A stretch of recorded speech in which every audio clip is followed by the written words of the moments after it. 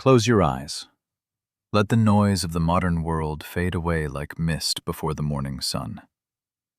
Feel yourself drifting backward through time, through centuries of legend and shadow, through layers of myth and half-remembered truth, until you reach a Japan that exists now only in whispers and weathered scrolls. It is the 15th century, and you stand at the edge of a remote mountain valley, deep in the province of Iga. The air here is different, thicker, heavy with moisture from the mountain streams and the ancient cedar forests that cloak these peaks like a dark, living blanket. Dawn has not yet broken, but the darkness is beginning to soften, becoming something more like deep gray than true black. In this in-between time, neither night nor day, you can hear sounds that would vanish in full daylight. The distant call of a night bird settling to rest, the whisper of wind through bamboo groves, the almost imperceptible rustle of movement where no movement should be. Somewhere in the forest below you, a child is learning to become invisible. Not invisible in the way of fairy tales or fantasy, but invisible in the way that matters in the real world. Unnoticed, unremarkable, beneath the threshold of conscious attention. This child, perhaps 7 or 8 years old, is being trained in skills that will take a lifetime to master, and that may, at any moment, mean the difference between life and death. This is where our journey begins. Not in the Hollywood version of ninja history, with its black-clad warriors performing impossible acrobatics and throwing star-shaped blades with supernatural accuracy. No, we begin in the real world, in the mountains of central Japan, during a period of almost constant warfare, where necessity gave birth to one of the most sophisticated systems of espionage, infiltration, and unconventional warfare the world has ever known. The word ninja itself is relatively modern, popularized in the 20th century. The practitioners of these arts called themselves by many names. Shinobi, meaning one who endures, or one who conceals. Shinobi no mono, person of stealth. In the province of Iga, they were simply part of the fabric of society.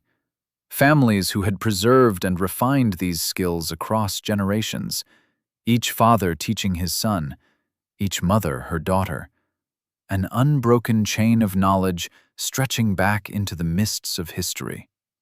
To understand how ninja were truly trained, we must first understand why they existed at all. Japan in the 15th and 16th centuries was a land fracturing apart. The Sengoku period, the age of warring states, had begun. Central authority had collapsed, and the country had splintered into dozens of domains, each controlled by a daimyo, a feudal lord who maintained his power through military force and political cunning. These lords warred constantly, their armies of samurai warriors clashing in formal battles that followed the rigid codes of Bushido, the way of the warrior. But war is never only about the battles you can see. For every open clash of armies on a plain, there were dozens of secret operations. Intelligence that needed gathering, supply lines that needed cutting, enemy commanders who needed eliminating, castle defenses that needed mapping, political alliances that needed disrupting. The samurai, bound by their code of honor, their elaborate armor, and their social status, could not perform these tasks. They needed someone else. Someone who could move in darkness and shadow. Someone who could be, when necessary, dishonorable in the service of their lord's greater strategy. They needed the shinobi. The geography of Iga province made it the perfect birthplace for these arts. Located in what is now Mie Prefecture, roughly 200 kilometers from Kyoto, Iga was a region of steep mountains, narrow valleys, and dense forests. It was difficult to invade, easy to defend, and isolated enough to maintain its own traditions, even as the rest of Japan convulsed in war. The neighboring province of Koga shared similar geography and developed parallel traditions, though the two regions maintained a complex relationship that mixed cooperation with rivalry. In these mountain communities, the shinobi families developed their systems not as outsiders or rebels, but as an integral part of the social structure. They were not, as popular myth suggests, peasants who learned to fight against samurai oppressors. Many shinobi came from jisamurai families, lower-ranking samurai who lived in rural areas and worked their own land. Others came from families of yamabushi, mountain ascetics who possessed their own martial traditions and extensive knowledge of herbs, medicine, and survival in harsh terrain. These families formed loose confederations, bound together by marriage, mutual defense pacts, and shared knowledge. They hired out their services to various daimyo, but they maintained their independence, their loyalty ultimately to their own families and communities, rather than to distant lords. This independence, this refusal to be fully incorporated into the feudal hierarchy, would eventually lead to their downfall. But that story comes later. Now, in the gray dawn light, we are concerned with how they trained, how they transformed ordinary children into extraordinary operatives. The training began young, far younger than most people realize. From the moment a child in a shinobi family could walk steadily, their education had already begun, though they might not know it yet. Everything was training. Every game, every chore, every story told by the fireside. The shinobi understood something that modern educators are only now rediscovering, that the most profound learning happens when the student does not realize they are being taught. A 3-year-old child, playing in the family compound, learns to move quietly, not through formal instruction, but through games of hide and seek that reward silence and stillness. A 5-year-old, helping in the family garden, learns to identify dozens of plants not through memorization, but through daily interaction, learning which herbs heal wounds, which induce sleep, which kill. A 7-year-old, accompanying their parent on a trip to a neighboring village, learns observation skills, taught to notice and remember details. How many guards at the gate, what weapons they carried, the layout of buildings, the daily routines of inhabitants. This integration of training into daily life meant that by the time a child was old enough for formal instruction, they had already internalized hundreds of small skills, had already developed the habits of mind that would serve them throughout their career. They had learned to see the world differently, to notice things others missed, to move through space with an unconscious grace that required no thought. But there was more to it than practical skills. The shinobi families passed down a philosophy, a way of understanding the world and one's place in it. This philosophy drew from multiple sources. The pragmatic flexibility of Shinto, Japan's indigenous spiritual tradition, the mental discipline of Zen Buddhism, the strategic thinking of Chinese military classics like Sun Tzu's Art of War, and the esoteric teachings of Mikkyo, the secret Buddhism practiced by mountain ascetics. At the heart of this philosophy was a concept that sounds simple but contains profound depth. Ninpo, often translated as the art of endurance or the art of stealth, but perhaps better understood as the way of perseverance through concealment. It was a philosophy that valued adaptability over rigidity, survival over glory, effectiveness over honor. Where the samurai sought a beautiful death in battle, the shinobi sought to live, to complete the mission, to return home to their families. This did not make them cowards. It made them realists. They understood that dead warriors complete no missions, that sometimes discretion truly is the better part of valor, that the person who lives to fight another day is more valuable than the person who dies gloriously achieving nothing. As the first light of true dawn breaks over the mountain valley, illuminating the mist that clings to the trees like fragments of cloud that have forgotten how to rise, we can imagine that child in the forest, 7 or 8 years old, moving with careful silence through the undergrowth, practicing the art of invisibility not through magic, but through patient, disciplined attention to every detail of movement, sound, and presence. This is where it begins. This is where the legend meets the truth. In the mountains of Iga and Koga, in the gray dawn light, in the patient transmission of knowledge from one generation to the next, this is the real story of how ninja were trained. Not a story of supernatural warriors, but something perhaps more remarkable. A story of human beings who pushed the boundaries of what was possible through dedication, intelligence, and an understanding of human psychology that was centuries ahead of its time. Let us journey deeper into this world. Let us discover what it truly meant to be trained as shinobi. The training of a shinobi child began, quite literally, from birth. Modern research into early childhood development confirms what the shinobi families understood intuitively, that the first few years of life establish neural patterns and physical capabilities that shape everything that follows. The families of Iga and Koga applied this understanding with systematic precision.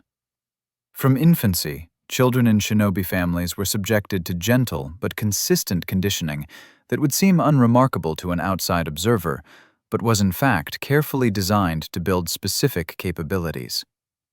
Infants were frequently held in positions that developed their balance and core strength. They were exposed to a wider variety of sounds, textures, and experiences than typical children of the era, their senses deliberately cultivated to be acute and discriminating. As toddlers, they were encouraged to climb and explore in ways that would have horrified more conventional parents. Low walls, trees with accessible branches, rope structures suspended between posts, all of these became natural parts of their play environment. Falls were expected and accepted. The children learned early the relationship between risk and consequence, developed an intuitive sense of their physical limitations, and gradually pushed those limitations outward. One practice that survived in oral histories describes how young children, perhaps 3 or 4 years old, would be taught to hang from tree branches for increasingly long periods. This was never presented as training or ordeal, but simply as a game. "See how long you can hang like a monkey," an uncle might say, timing the child with a smile. The child, competitive by nature, would strive to beat their previous record, never quite realizing that they were developing the grip strength and upper body endurance that would later allow them to hang motionless beneath a bridge while enemy soldiers crossed overhead, or to cling to the rafters of a ceiling for hours while waiting for the right moment to strike. Swimming received similar attention. Many shinobi families lived near rivers or streams, and children were introduced to water almost as early as they could walk. By age 5 or 6, most could swim with easy competence. By 10, they could swim long distances, could stay submerged for extended periods using reed breathing tubes, could move through water with minimal sound or surface disturbance. Again, this was not presented as military training, but simply as a necessary life skill in their environment. The mental training was even more subtle. Children in shinobi families were taught to play games that developed memory, observation, and deception. One traditional game involved briefly showing a tray of objects, perhaps 20 or 30 items of various types, then covering it and asking the child to recall every item. As the child improved, the difficulty increased. More objects, briefer viewing time, more similar items that required finer discrimination. Another game developed what we might now call situational awareness. A child would be taken to observe a busy street corner or marketplace, then, later, questioned, how many people were wearing blue? Which merchant had the limp? Who spoke with a Kyoto accent? What time did the patrol of guards pass through? The questions taught the child to observe systematically rather than passively, to categorize and remember details that might seem insignificant but could be crucial. Deception was taught through games as well, though the families were careful to distinguish between lying to one's own people, which was forbidden, and deceiving outsiders for strategic purposes, which was essential. Children played elaborate games of bluff and counterbluff, learned to control their facial expressions, practiced telling stories in different dialects and personas. They learned early that identity could be fluid, that who you appeared to be could be more important than who you truly were. By age 7 or 8, the informal training gave way to something more structured, though still far from the rigid, harsh regimens imagined in popular fiction. The child would be assigned to study under a specific teacher, often a family member, but sometimes a respected instructor from another family within the Confederation. This relationship between student and teacher was sacred, governed by strict codes of loyalty and respect. The formal training curriculum was comprehensive and demanding, but it was also patient. The shinobi understood that true skill could not be rushed, that attempting to force progress too quickly would create brittle techniques that would fail under pressure. They thought in terms of decades, not months or years. A technique learned at age 8 might not be fully mastered until age 30, and this was considered perfectly normal. Physical training intensified during these years, but always with attention to avoiding injury. The shinobi needed bodies that would last a lifetime, not bodies that burned bright and broke young. Running became a daily practice, building the endurance needed to cover enormous distances on foot through mountain terrain. Historical records suggest that skilled shinobi could run more than 50 kilometers in a day through rough country, a feat that seems almost impossible until one remembers that these were people for whom walking 20 kilometers was a casual trip to a neighboring village. Flexibility training was constant and comprehensive. Children practiced daily stretching routines that drew from both Chinese martial arts and the spiritual practices of Buddhist monks. The goal was not the extreme contortionism of entertainment, but the practical flexibility needed to move through tight spaces, to maintain uncomfortable positions for long periods, to reduce the risk of injury from falls or sudden movements. The famous stealth walking techniques were taught gradually, building on the natural movement patterns children had already developed. The standard walking pattern of a shinobi, moving with the weight on the outside edge of the foot, rolling inward, keeping the center of gravity low and stable, sounds simple to describe, but takes years to become truly natural. Children would practice walking on surfaces that gave immediate feedback, dried leaves that would crackle if stepped on wrong, floors deliberately designed to squeak, thin ice that would crack under too much pressure. There was a famous training exercise involving crossing a floor covered in rice paper without tearing it, but this was an advanced test rather than a regular practice. The real training happened on forest floors, where natural debris taught the hard lessons. A twig that snaps underfoot in practice might mean a broken neck in the field when the sound alerts a guard who would otherwise have passed by unseeing. Climbing skills were honed with systematic progression. Trees gave way to walls, walls to buildings. The children learned to spot handholds and footholds that others would miss, to distribute their weight efficiently, to move vertically with the same fluid silence they brought to horizontal movement.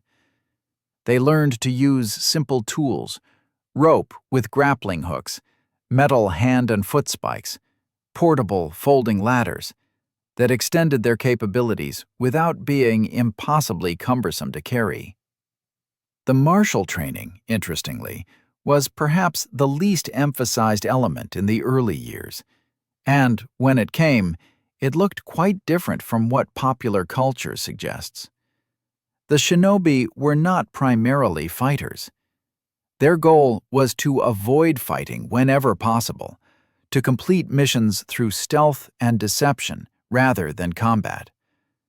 Violence was a tool of last resort, used when all other options had failed. That said, they needed to be capable of extreme violence when necessary. The martial arts they learned were practical and brutal, stripped of the ritual and artistry that characterized samurai combat. They trained in quick, decisive techniques, designed to kill or disable in seconds. They learned to strike vital points, to use whatever weapons were at hand, to turn everyday objects into lethal instruments. The weapons training focused on tools that could be easily concealed or that had legitimate non-combat purposes. The tanto, a short blade, could be a knife for eating or preparing food. The kusarigama, a sickle with a chain attached, was a farming tool. The bow, a staff, was a walking stick. The famous shuriken, throwing blades of various shapes, were actually far less important than legend suggests. Difficult to throw accurately, ineffective unless they hit vital areas, and likely to bounce off or be deflected by clothing or armor. They were used, certainly, but more as distractions than as primary weapons. More important than weapons was the training in unarmed combat. Children learned techniques drawn from various martial traditions, the striking arts that came from Chinese boxing, the joint locks and throws that derived from Japanese wrestling traditions, the groundwork that acknowledged that many fights ended up rolling in the dirt, regardless of how they started. They learned to fight from disadvantageous positions, because stealth operations often went wrong in ways that left the operative cornered, outnumbered, or surprised. But perhaps the most important lesson in combat training was learning when not to fight. Children practiced scenarios where the goal was escape rather than victory, where success meant running away so effectively that pursuit was impossible. They learned to assess odds realistically, to abandon pride in favor of survival, to accept temporary defeat if it meant living to complete the mission another day. The education extended far beyond physical skills. Children in shinobi families received broader intellectual training than most of their contemporaries, even samurai children from wealthier families. They learned to read and write, skills that were not universal in medieval Japan. They studied history, geography, and the political structures of various domains. They learned mathematics, particularly the practical applications needed for navigation, timekeeping, and calculating distances and angles. They studied human psychology, though they would not have used that term. They learned to read people, to identify personality types, to predict behavior, to recognize when someone was lying or concealing information. They learned the arts of persuasion and manipulation, how to make people like them, trust them, tell them things they should not reveal. These were perhaps the most valuable skills of all, for information is the ultimate goal of most intelligence operations, and information comes from people. Language training was extensive. The children learned multiple dialects of Japanese, essential for blending in when traveling across different domains where local speech patterns could immediately identify outsiders. Some learned Chinese, the language of classical texts and of the mainland merchants who traded along Japan's coasts. They learned the specialized vocabularies of various professions, farmer, merchant, priest, craftsman, so they could convincingly assume these roles. The spiritual and philosophical education ran parallel to all this practical training. Children learned the histories of their families and the broader traditions of the shinobi. They studied the strategic classics, particularly the Chinese military texts that formed the theoretical foundation for much of shinobi doctrine. They learned meditation techniques adapted from Buddhist practice, methods for calming the mind, maintaining focus under stress, enduring discomfort without complaint.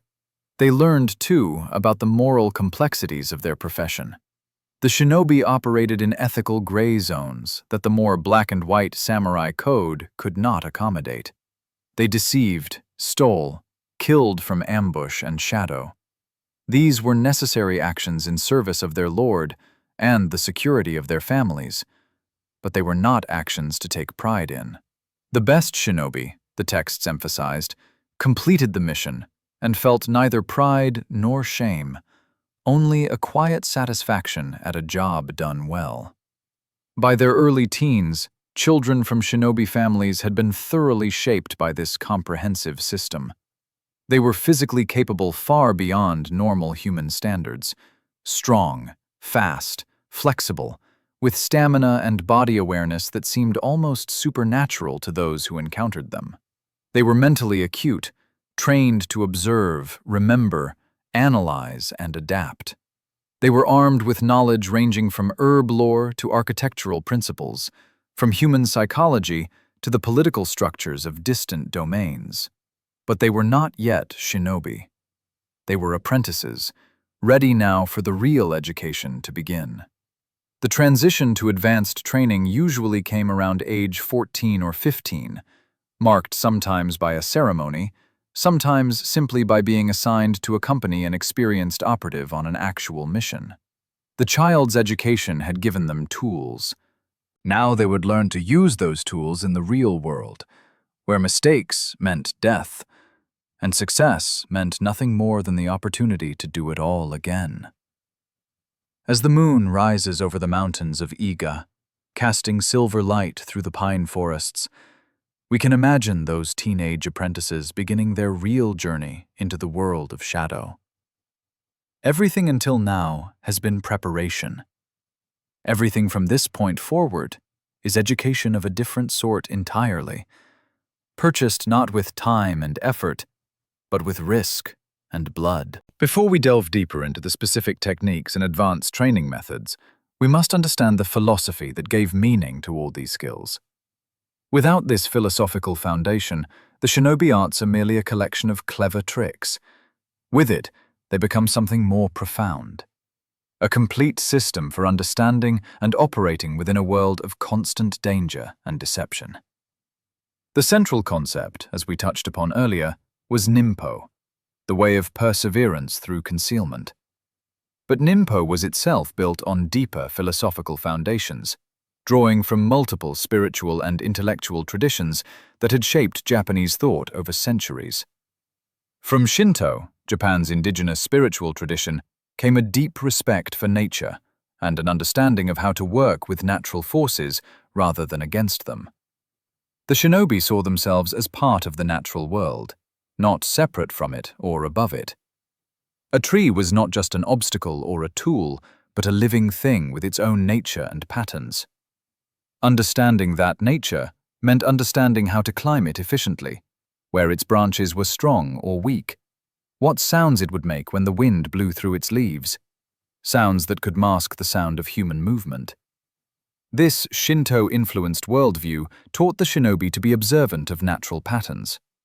They learned to read weather from cloud formations and wind direction, to predict how rivers would flow after rain, to know which plants grew in which types of soil and what that told you about the terrain beneath your feet.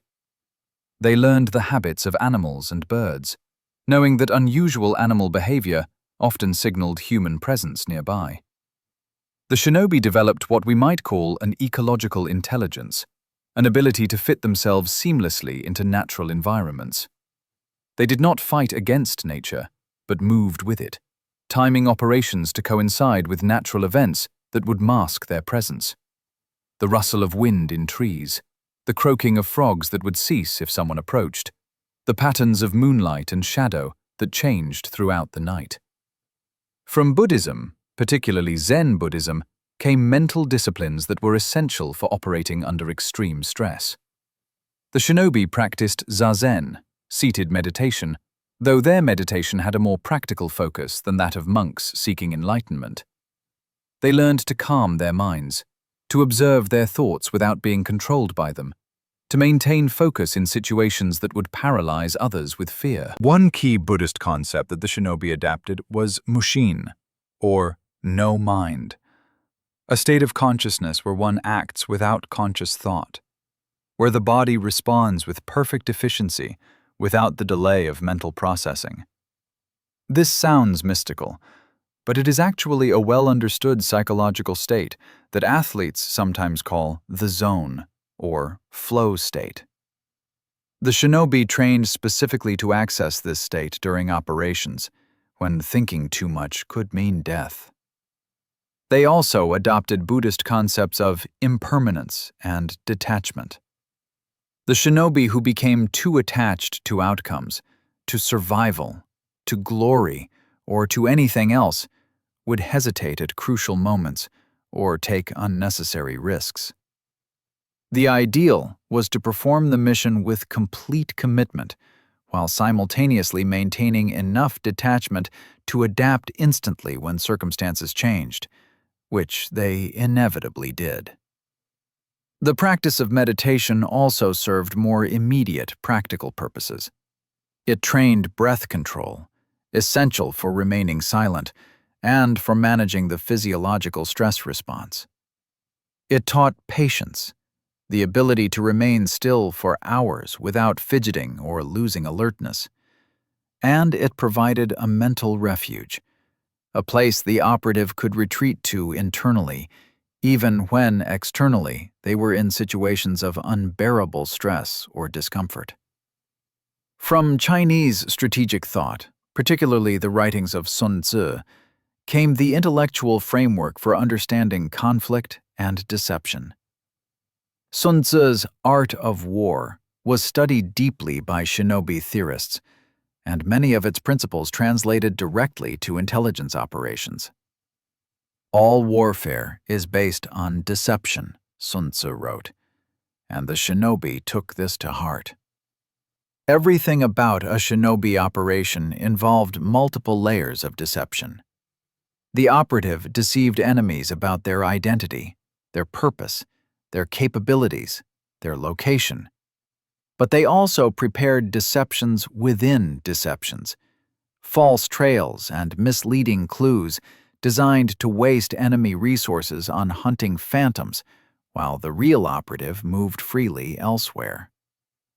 Know your enemy and know yourself, and in 100 battles you will never be defeated, wrote Sun Tzu. The shinobi applied this through exhaustive intelligence gathering before operations. They would spend weeks or months learning everything possible about a target: the layout of buildings, the routines of guards, the personalities of key individuals, the relationships and rivalries within an organization. By the time an operative actually entered a castle or compound, they often knew it better than the people who lived there, who moved through their daily routines with the blind familiarity of habit. Sun Tzu also wrote, "The supreme art of war is to subdue the enemy without fighting." This resonated deeply with shinobi philosophy. The best operations were those where nothing seemed to happen at all. A document was copied and replaced without anyone knowing it had been read. A key advisor was recruited as an informant without their lord ever suspecting divided loyalty. A castle's defenses were quietly sabotaged so that when the assault came, walls that looked strong crumbled like paper. The shinobi also drew heavily from Mikkyo, the esoteric Buddhism practiced by the Yamabushi mountain ascetics. This tradition was less about philosophical concepts and more about practical techniques that were kept secret, passed down only from teacher to worthy student. Many shinobi came from Yamabushi families or trained with Yamabushi teachers, and the overlap between the two traditions was substantial. From Mikkyo came knowledge of herbs and medicines, some of which were straightforward remedies for wounds or illness, others of which had more specialized applications: drugs to induce sleep, substances to cause temporary paralysis, poisons of varying lethality and symptom profiles. This pharmacological knowledge was extensive and sophisticated, drawing on centuries of accumulated experience. Mikyo also contributed to the psychological aspects of shinobi practice. The tradition included various rituals and mental exercises designed to cultivate specific states of consciousness or to control fear and pain. Some of these techniques involved visualization, creating detailed mental images that could sustain focus and courage. Others involved the use of mudras, specific hand gestures that were believed to focus mental energy, though we might understand them now as physical anchors for psychological states, similar to the way athletes use specific routines to enter performance mindset. The hand seal gestures that popular culture associates with ninja magic were real, but their function was psychological rather than supernatural. An operative facing a dangerous infiltration might perform specific sequences of hand gestures while reciting mantras, not to summon mystical powers, but to enter the focused, fearless mental state necessary for what was to come. The ritual created psychological readiness, much as a modern soldier might go through weapons checks and equipment preparations that serve as much to focus the mind as to ensure gear is functional. But perhaps the most important philosophical element was something uniquely developed within the shinobi tradition itself, a sophisticated understanding of what we might now call social engineering and psychological manipulation. The shinobi studied human nature with the intensity of modern psychologists, but their focus was entirely practical. They needed to understand how people thought, what motivated them, how they could be deceived or recruited or manipulated. They developed taxonomies of personality types and tailored their approaches accordingly. A proud man could be manipulated through flattery, but attempting to flatter a humble man would arouse suspicion. A greedy man could be bought, but trying to bribe an honorable man was worse than useless. It turned a neutral party into an active enemy. A fearful man could be controlled through threats, but threatening a brave man would only create a dangerous opponent who would fight back. The shinobi learned to identify these personality types quickly through observation and conversation. They learned to mirror the speech patterns and body language of those they wished to manipulate, a technique we now call rapport building. They learned which questions to ask and how to ask them so that people revealed information without realizing they had done so. They understood concepts that modern psychology has only recently formalized. They knew about confirmation bias, that people tend to see what they expect to see, and used this ruthlessly, setting up situations where their false identity or cover story aligned with the target's expectations, making it almost impossible for the target to see through the deception. They understood social proof, that people take cues from others about what is normal or acceptable, and they used confederates and staged situations to make their presence seem innocuous. The shinobi also developed a sophisticated theory of what we might call camouflage through normality. The goal was never to be invisible in a literal sense, but to be so perfectly normal, so completely unremarkable, that observers' attention would slide past without catching. They studied the behavior patterns of various social roles, farmers, merchants, priests, craftsmen, and could adopt these roles so completely that even people from those professions would accept them as one of their own. This went far beyond simple costume. A shinobi posing as a traveling monk would not only wear monk's robes, but would know the prayers, the rituals, the social etiquette, the current gossip from various temples. They would have the calloused hands and worn feet of someone who truly walked long distances daily. They would have the vocabulary and speech patterns of their supposed order. They would have a believable personal history that could withstand casual questioning and would intersect naturally with verifiable facts. The creation of these false identities was treated as serious tradecraft.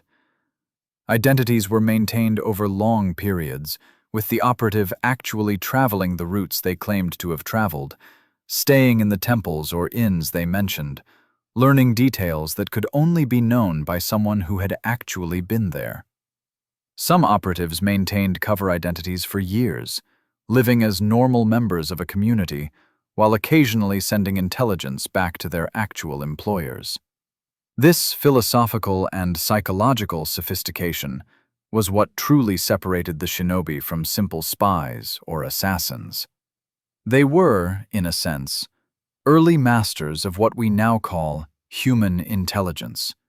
Humint, the art of gathering information directly from people through interaction and relationship building. Their techniques were refined over generations, each success and failure analyzed and incorporated into the collective knowledge. The training in these philosophical and psychological aspects was necessarily different from physical training. It happened through discussion and analysis, through the study of historical cases, through supervised practice in low-stakes situations before being applied in the field. Young operatives would discuss ethical dilemmas. When is it acceptable to kill? When must you sacrifice yourself rather than complete the mission? How do you maintain your sense of self when your profession requires constantly pretending to be someone else? The answers to these questions were never simple, and the shinobi tradition acknowledged this complexity. Unlike the samurai code, which provided clear rules even if those rules sometimes led to tragic outcomes, shinobi philosophy embraced ambiguity. Every situation was different. Absolute rules would get you killed. The operative needed judgment, needed to be able to make complex ethical and strategic decisions in real time with incomplete information and high stakes. This emphasis on individual judgment and adaptation was both the great strength and the great vulnerability of the shinobi tradition. It produced operatives of remarkable capability and sophistication, but it also meant that the tradition was difficult to codify, difficult to pass on, except through long personal mentorship. When the social conditions that supported this mentorship system changed, the tradition itself became vulnerable. But we are still in the era when the system flourished, when the mountains of Iga and Koga were home to communities that had perfected these arts across generations. As night deepens over the valleys, as the stars wheel overhead in their eternal patterns, we can imagine the conversations happening in these communities. Masters and students discussing the subtleties of human behavior, analyzing past missions, preparing for future operations. The physical skills are the foundation, but these philosophical and psychological dimensions are what made the shinobi truly formidable. Understanding this philosophy, this way of seeing and being in the world, is essential for understanding everything that follows. The specific techniques and methods we will explore in the coming chapters all grow from this philosophical root.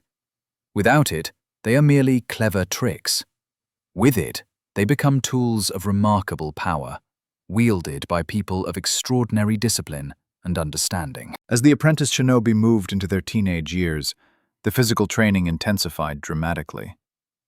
The playful conditioning of childhood gave way to systematic, demanding regimens designed to push the body to its limits and then expand those limits steadily outward.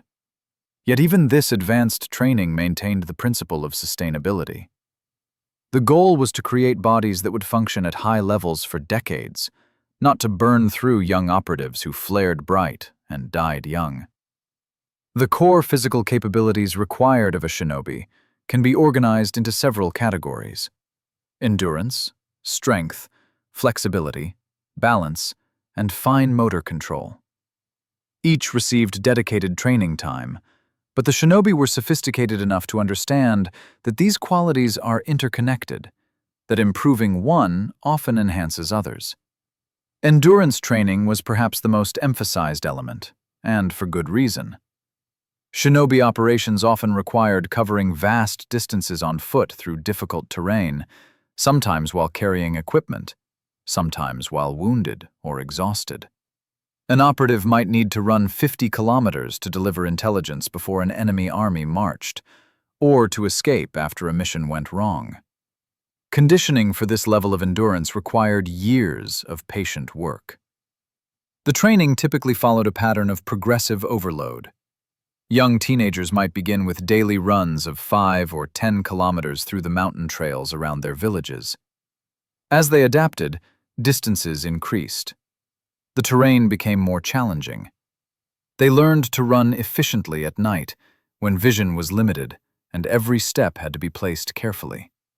They learned to run in various weather conditions, through rain that made paths treacherous, through snow that exhausted muscles with every step, through heat that drained the body of water and will.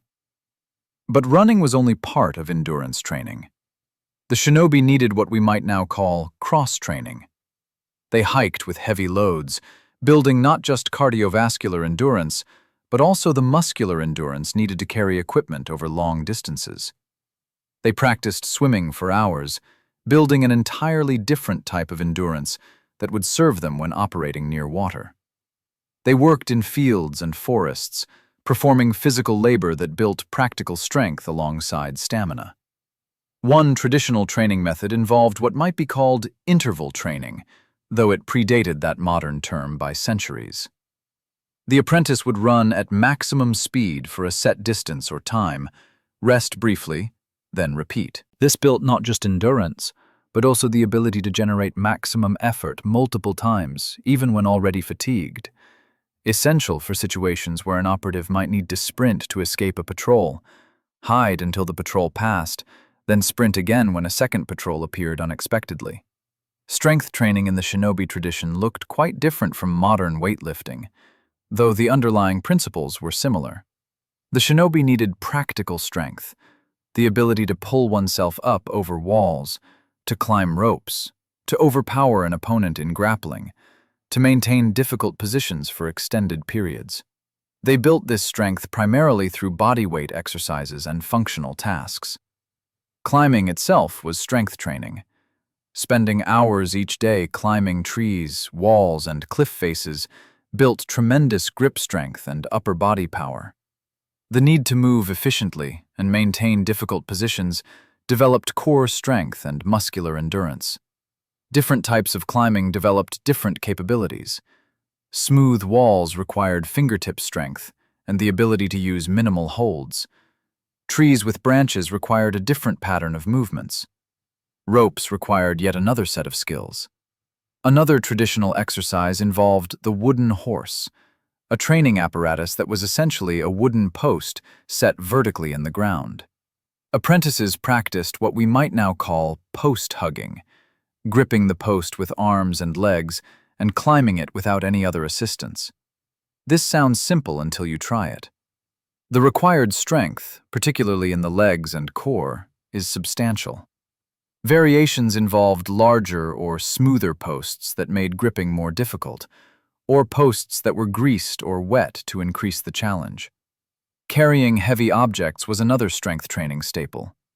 Stones of increasing weight were carried over set distances or held in various positions for time. This built the kind of strength needed to carry equipment or even to carry wounded comrades out of danger. The training was always practical, always connected to real operational needs.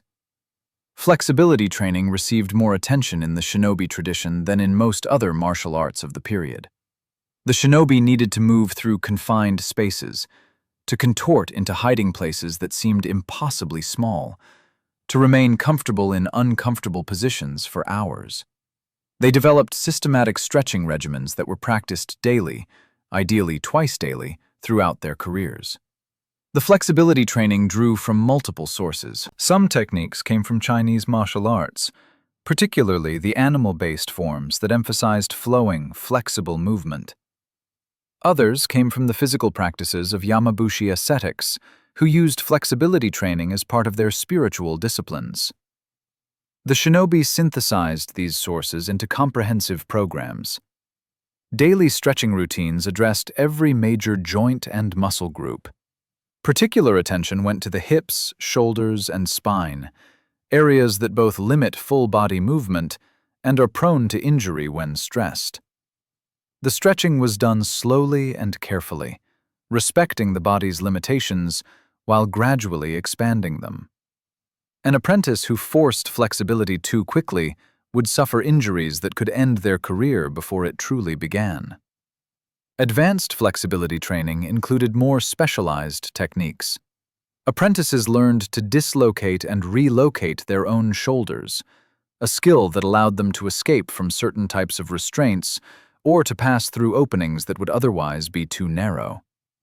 This practice was dangerous and required expert supervision. Done wrong, it could cause permanent injury. Done right, it was a remarkable capability that saved lives. Balance and coordination training permeated every aspect of shinobi physical education. The famous image of ninja walking on thin beams or tightropes has basis in reality, though it was training methodology rather than operational necessity. Walking on progressively narrower beams developed precise body awareness and balance. The training started with wide beams close to the ground and progressed over years to narrow beams at increasing heights. But the real balance training happened in more practical contexts. Moving silently across irregular terrain in darkness required exquisite balance and body awareness. Climbing walls or trees demanded constant fine adjustments to maintain stability. Combat, particularly the grappling-focused combat the shinobi practiced, was fundamentally about balance, maintaining your own while disrupting your opponent's. One training method involved blindfold work. Apprentices would practice various physical tasks while blindfolded, learning to trust their proprioception, their body's sense of its own position and movement in space. They might walk obstacle courses, climb structures, or practice martial arts techniques without sight. This developed body awareness to remarkable levels and also prepared them for operations in conditions of absolute darkness, where even adapted eyes could see nothing. Fine motor control received systematic attention because many shinobi tasks required delicate, precise movements. Lock-picking, document forgery, the application of medicines or poisons, the silent operation of doors and gates. All these demanded hands that could execute fine movements with precision, even under stress or in uncomfortable positions. Traditional training exercises included working with small objects, picking up grains of rice with chopsticks, tying intricate knots, practicing calligraphy to develop the hand control needed for forgery. Some exercises were performed under artificially stressful conditions, after strenuous exercise, when the hands were shaking from fatigue, in cold water that numbed the fingers, wearing gloves that reduced tactile feedback. The integration of all these physical capabilities happened through scenario-based training. Rather than simply doing exercises in isolation, advanced apprentices would practice complete mission profiles that combined multiple skills.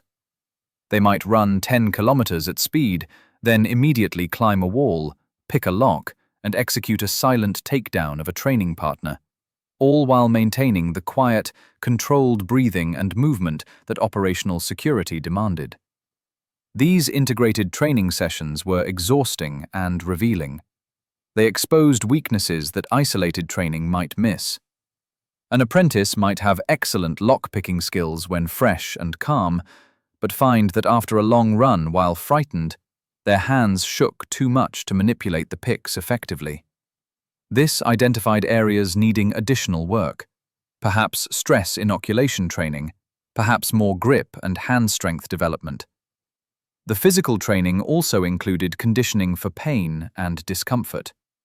The shinobi needed to function through levels of physical distress that would incapacitate untrained individuals. This conditioning happened gradually and carefully, always with attention to avoiding actual injury. Cold water immersion was one common method. Apprentices would sit in cold mountain streams for increasing durations, learning to control their breathing, to manage the intense discomfort, to remain mentally focused despite the body's screaming protests. This training served multiple purposes.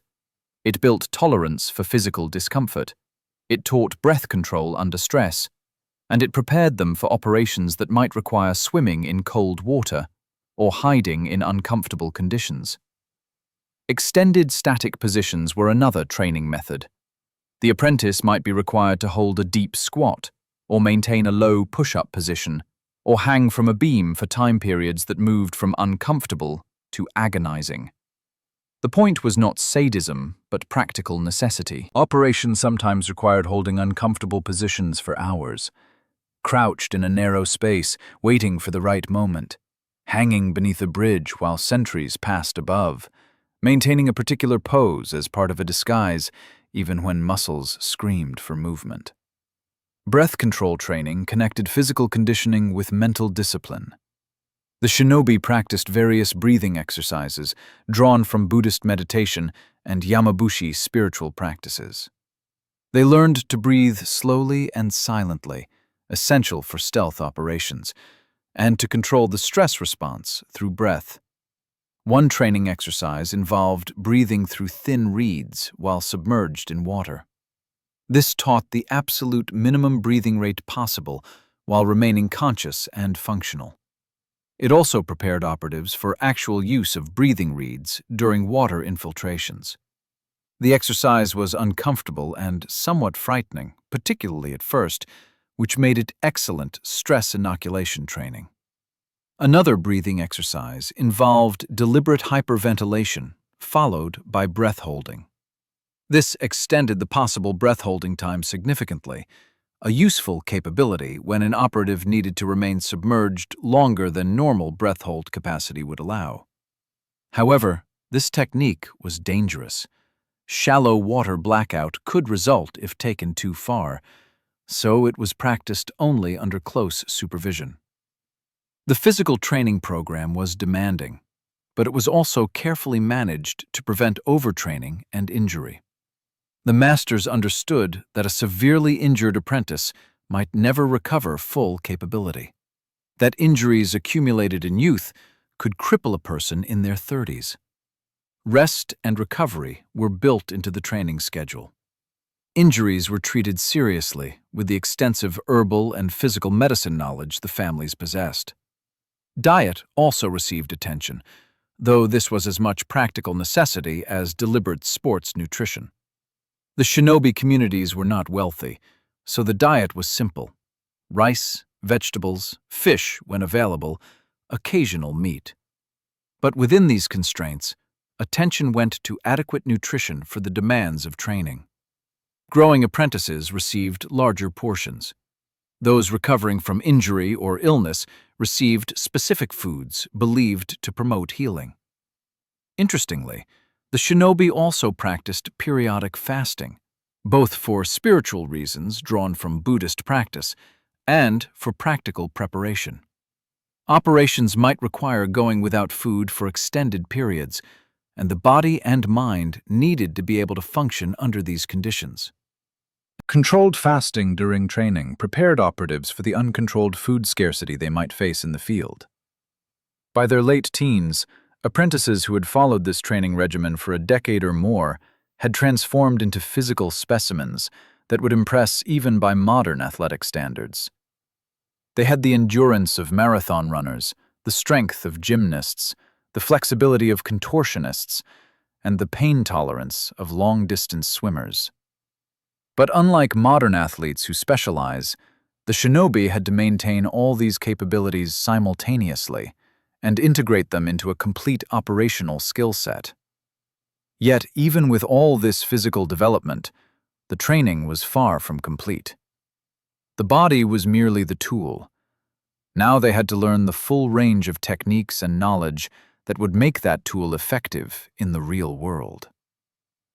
As dawn breaks over the training grounds, illuminating young bodies pushing themselves to new limits under the watchful eyes of masters who had walked this path before, we prepare to explore the technical skills that transformed physical capability into operational effectiveness. Physical prowess alone does not make an effective intelligence operative. The most sophisticated capability the shinobi developed, was perhaps their mastery of deception, disguise, and social infiltration.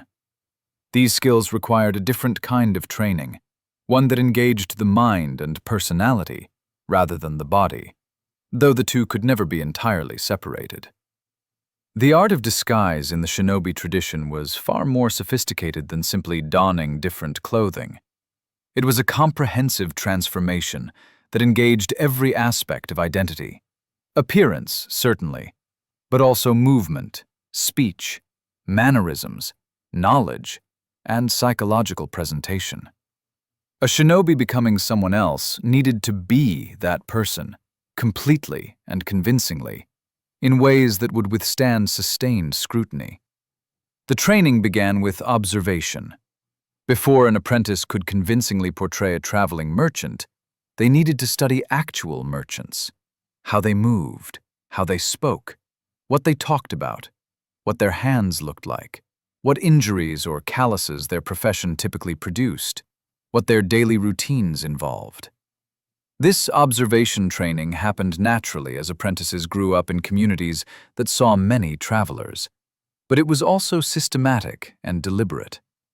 Apprentices were assigned to observe specific individuals or professions and produce detailed reports. They learned what to look for: the slight limp from an old injury, the vocabulary specific to a particular craft, the way someone from Kyoto stood differently than someone from rural areas, the dozens of small details that collectively create a convincing identity. The shinobi families maintained extensive knowledge bases about various professions and social roles. This information was preserved in scrolls and transmitted orally from experienced operatives to apprentices. Learning these details was like studying for an extremely demanding examination where failure might mean death. A shinobi preparing to pose as a Buddhist monk would spend months studying Buddhist doctrine, learning appropriate prayers and sutras, understanding the organizational structure of various Buddhist orders, memorizing the locations of major temples and the names of prominent abbots. They would learn the typical life history of a monk, where and when they would have received ordination, what training they would have undergone, what pilgrimage routes they might have traveled. They would also attend to physical details. A monk's hands would be soft from a life without physical labor. Their feet would be tough and calloused from walking, with specific patterns depending on whether they typically wore straw sandals or went barefoot. Their skin would have a certain quality from diet and lifestyle. Their clothing would show specific patterns of wear. Even their scent would be distinct. Incense smoke in their robes, particular soap or oils used in temple life. For professions involving manual labor, the physical details were even more critical. A shinobi posing as a carpenter needed hands that showed the right calluses in the right places, muscles developed in patterns consistent with the work, vocabulary full of technical terms, and actual working knowledge of carpentry. Not just superficial familiarity, but real skill that would pass inspection by other carpenters. This sometimes required apprentices to actually work in various trades for periods of time. An apprentice might spend months as a genuine apprentice carpenter, learning the trade legitimately and allowing their body to acquire the authentic marks of the profession. This seemed like inefficient use of time, but it paid dividends. When that operative later infiltrated a castle posing as a carpenter hired for repairs, their cover was nearly impenetrable because it was mostly real. The social aspects of disguise received equal attention. Different social classes had different movement patterns, different ways of sitting and standing and walking. A peasant stood differently than a merchant, who stood differently than a low-ranking samurai. These differences were subtle but observable, and failure to embody them correctly would mark someone as suspicious.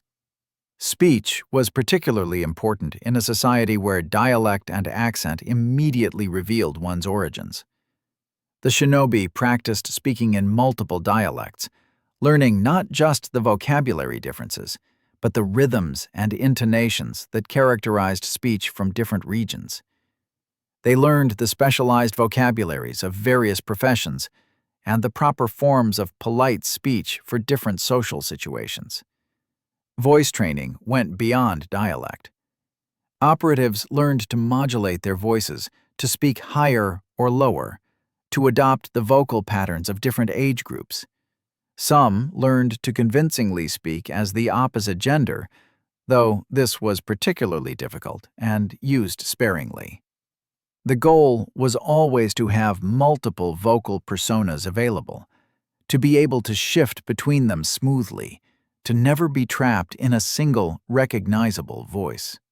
The psychological aspects of impersonation were perhaps most challenging. To convincingly be someone else required not just looking and sounding like them, but thinking like them, reacting as they would react. This required a kind of method acting centuries before that term was coined. Shinobi were trained in what we might now call personality modeling. They learned to identify core personality traits. Was someone timid or bold, trusting or suspicious, intelligent or simple, greedy or honorable, and to embody those traits in their impersonations. This went beyond surface-level mimicry to something deeper, a temporary rewiring of one's own psychological responses. The training for this was necessarily experiential. Apprentices practiced taking on different personas in low-stakes situations, receiving feedback from masters about what worked and what didn't. They learned to maintain character, even under stress or surprise, to never break the illusion, even when unexpected challenges arose. One traditional training exercise involved the apprentice adopting a complete false identity and living it for an extended period within their own community, where people knew them well. The apprentice might pose as a traveling merchant who had arrived in the village, maintaining this identity for days or weeks while interacting with people who actually knew them. This was extraordinarily difficult. People who know you well can spot inconsistencies, but it was excellent training for the even more challenging task of fooling strangers under operational conditions. The shinobi also studied what we might now call micro-expressions and body language. They learned to control their own involuntary reactions, the slight widening of pupils in fear, the tension in shoulders under stress, the patterns of eye movement that indicate lying. They also learned to read these signals in others, to detect when someone was lying or hiding something, to assess emotional states from minimal cues. Deception extended beyond personal disguise to the creation of false narratives and the manipulation of information. The shinobi were masters of what we would now call social engineering, the art of manipulating people into divulging information or taking actions they wouldn't normally take. They learned various elicitation techniques, ways of getting people to reveal information without realizing they were being interrogated. Casual conversation could be steered to reveal crucial intelligence. Apparent sympathy or shared grievances could loosen tongues.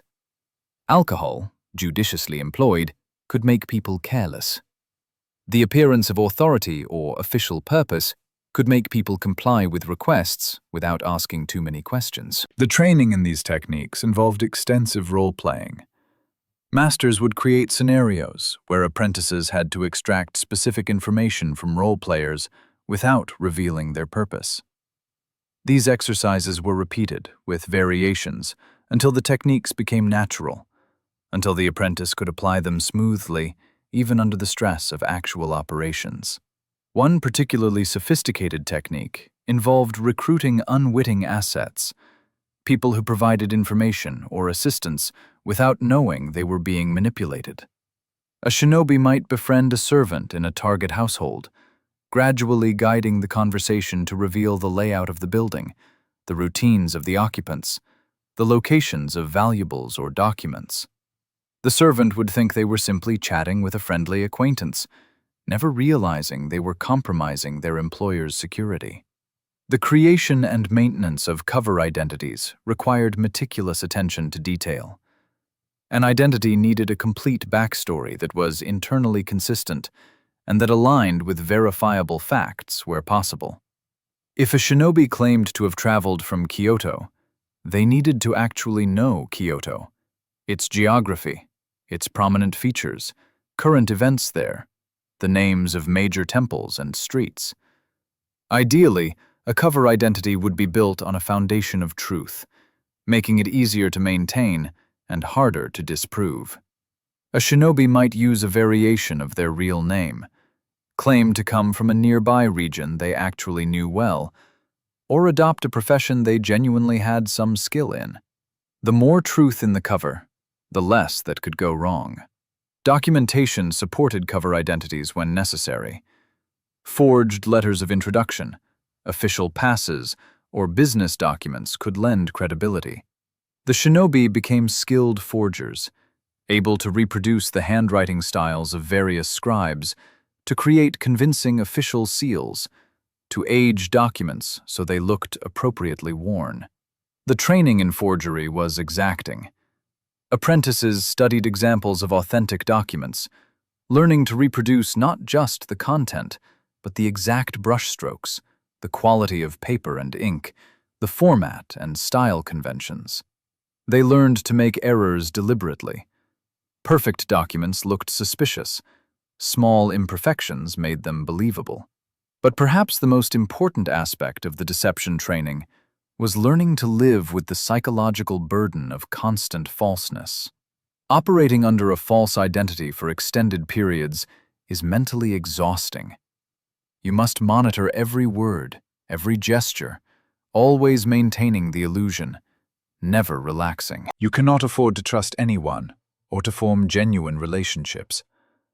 You are fundamentally alone, even when surrounded by people. The shinobi trained for this psychological challenge through meditation and mental discipline exercises. They learned to compartmentalize, to maintain a core sense of self while their external presentation constantly shifted. They learned to manage the stress of deception without showing that stress. They developed what we might now call emotional intelligence, an understanding of their own psychological states and how to regulate them.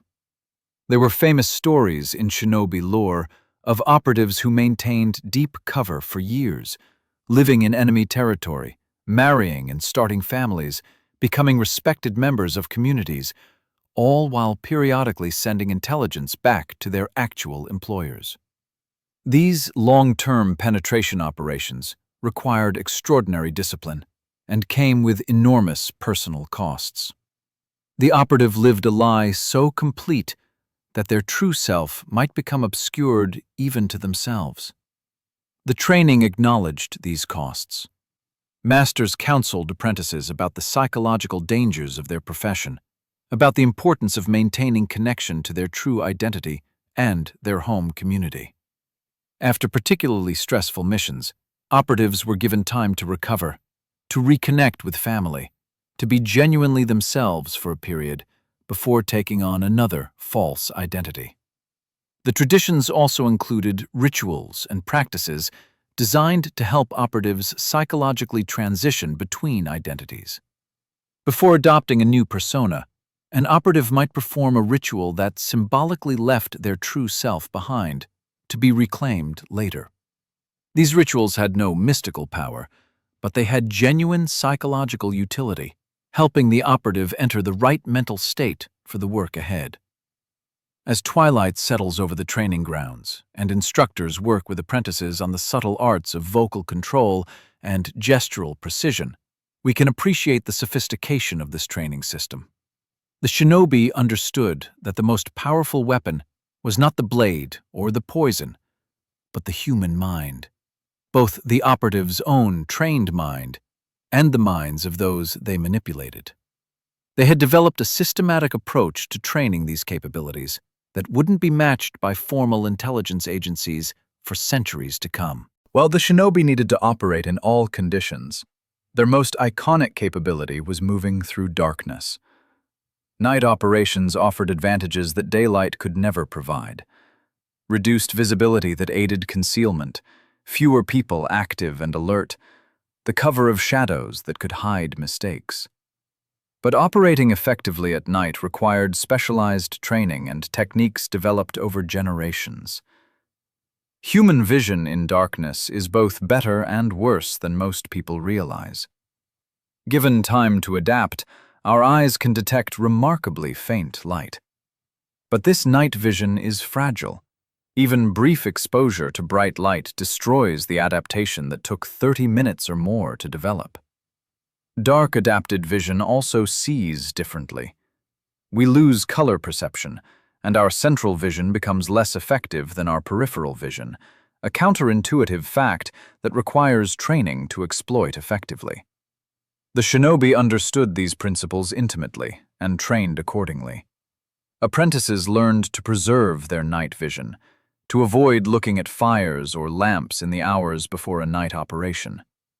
On missions, they might wear eye patches over one eye when forced to deal with light, keeping that eye dark-adapted for when they returned to darkness. They learned to use peripheral vision for night observation, looking slightly to the side of objects rather than directly at them. But the training went far beyond simply protecting night vision. The shinobi practiced moving in darkness so extensively that it became nearly as natural as moving in daylight. They developed an almost supernatural ability to navigate complex terrain in near-total darkness through a combination of memory, careful attention to subtle cues, and extensive practice. Memory was the foundation. Before conducting night operations in an area, shinobi would study the terrain carefully in daylight, memorizing every detail. The locations of rocks and trees, the nature of the ground surface, obstacles and hazards, distances between landmarks. They would create detailed mental maps, refreshing and refining them through repeated observation. When operating at night in familiar terrain, they moved through these mental maps, their actual vision serving mainly to confirm the remembered landscape rather than to discover it anew. This approach was far more reliable than trying to navigate by sight alone in poor visibility. For unfamiliar terrain, they used different techniques. Careful, deliberate movement was essential. Each foot placement was tested before committing weight, the toe touching down gently to check the surface, detecting obstacles or unstable ground before stepping fully. This made movement slower, but much quieter and safer than blundering forward. The shinobi learned to move through forests at night using a technique sometimes called swimming through trees. Rather than trying to see obstacles, they extended their hands and arms forward and to the sides, detecting branches and trees through touch before collision. They learned to feel changes in air pressure that might indicate obstacles ahead, to detect the rustle of leaves that suggested a branch overhead. They learned to read the night through sound. Moving silently themselves, they listened intently to the soundscape around them. The normal night sounds of insects and animals, the presence of water nearby, the sounds of human activity, guards talking, dogs barking, normal village sounds. Changes in this soundscape provided warning. Insects falling silent suggested someone else nearby. Unusual dog behavior indicated strangers in the area. Training for night movement happened extensively in the mountains around Iga and Koga. Apprentices would practice traversing specific routes in darkness, starting on familiar trails with some moonlight, progressing to unfamiliar terrain in overcast conditions with almost no light. Masters would set challenges.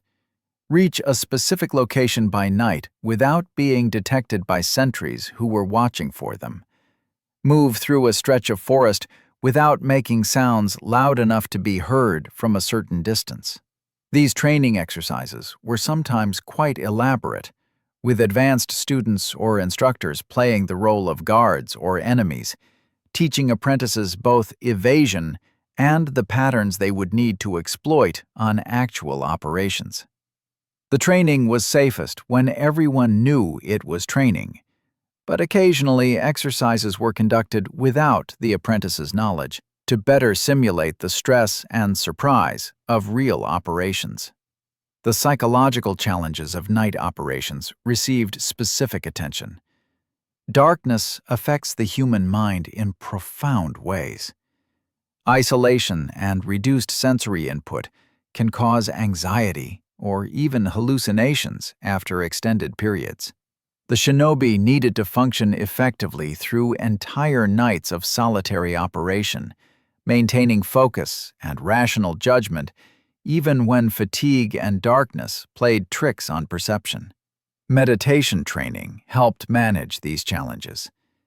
The mental disciplines developed through years of meditative practice provided an anchor, a way to maintain psychological equilibrium even in disorienting conditions. Apprentices practiced extended periods alone in darkness, learning to recognize and dismiss the tricks their minds might play, to distinguish real threats from shadows and imagination. The use of moonlight was both art and science. The shinobi became expert at reading the lunar calendar, knowing exactly how much light to expect on any given night, planning operations around phases of the moon. New moon periods offered maximum darkness, but also maximum difficulty, useful for the most sensitive operations where being seen at all meant failure, but challenging to execute. Partial moons provided enough light for relatively easy movement while still offering substantial darkness. Full moons were generally avoided for stealth operations, too much light, too much visibility. But the shinobi knew how to use moonlight and moon shadows to their advantage when necessary. Cloud cover added another variable. Clouds could helpfully obscure moonlight that might be too bright, but rapidly changing cloud cover created alternating conditions of light and dark that were challenging to work with. The shinobi learned to monitor cloud movement, to predict when breaks in cover would occur, to time their movements around these natural fluctuations in visibility. Artificial light sources of the era, primarily fires, torches, and oil lamps, created both challenges and opportunities. The shinobi studied the characteristics of these light sources, how far light from a torch could travel in various atmospheric conditions, how long different lamp oils would burn, how to extinguish flames quickly and silently, how to start fires for distraction or escape.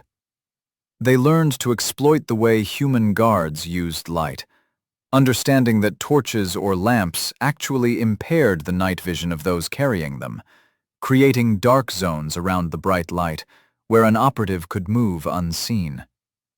A guard carrying a torch could see clearly for a few meters around them, but was essentially blind to anything in the darkness beyond, while a shinobi with dark adapted vision could observe the guard from much farther away. Training included techniques for dealing with dogs, which were sometimes used as sentries and which could detect intruders through scent or sound when human guards failed. The shinobi learned the behavior patterns of dogs, how to move in ways that didn't trigger their alerting instincts, how to use food or scent to distract them. They also learned, reluctantly, how to quietly eliminate dogs when necessary, though this was avoided when possible. Dead guard dogs definitely indicated that something was wrong, whereas a dog that was merely distracted might not raise alarms. The use of darkness extended to the shinobi's own appearance. The famous all-black outfit is mostly Hollywood invention. Pure black actually stands out against most night backgrounds, which are not truly black, but various shades of dark gray and brown. Historical shinobi operating at night typically wore dark blue or dark gray, colors that blended better with actual nighttime environments. More important than clothing color was the elimination of anything that might reflect light. Metal equipment was darkened with soot or wrapped in cloth. Faces might be covered not with black masks, but with dark blue or gray cloths, or sometimes simply left uncovered but looking downward to minimize the visibility of lighter facial skin. Any exposed skin might be darkened with ash or soot. The goal was always to blend with the darkness, rather than to create a stark outline against it. Movement technique mattered more than costume. A person dressed in perfect camouflage who moved carelessly would be spotted immediately, while someone in ordinary dark clothing who moved with the techniques the shinobi had perfected might pass unnoticed. These movement techniques included what the tradition called aruki, specialized walking methods that minimized sound and visibility. The standard shinobi walk used a rolling motion, stepping with the outside edge of the foot first, then rolling inward, keeping the weight centered and the body stable. This distribution of weight reduced the force on any single point of ground contact, making it less likely that a twig would snap or gravel crunch. For particularly sensitive situations, even slower and more careful walking patterns existed. In nuki-ashi, the foot was placed very carefully toe first, weight transferred gradually, testing each step before fully committing. This was exhaustingly slow, but nearly silent on almost any surface. In shizumi-ashi, the operative moved almost in a crouch, staying low, reducing their visual profile. Running silently was also possible, though it was more challenging and required excellent terrain knowledge. The shinobi learned to run on the balls of their feet, maintaining a smooth gliding motion rather than the heel strike pattern of normal running. On appropriate surfaces, smooth ground, grass, soft earth, a trained operative could run at remarkable speed while making minimal noise. Standing still was its own skill.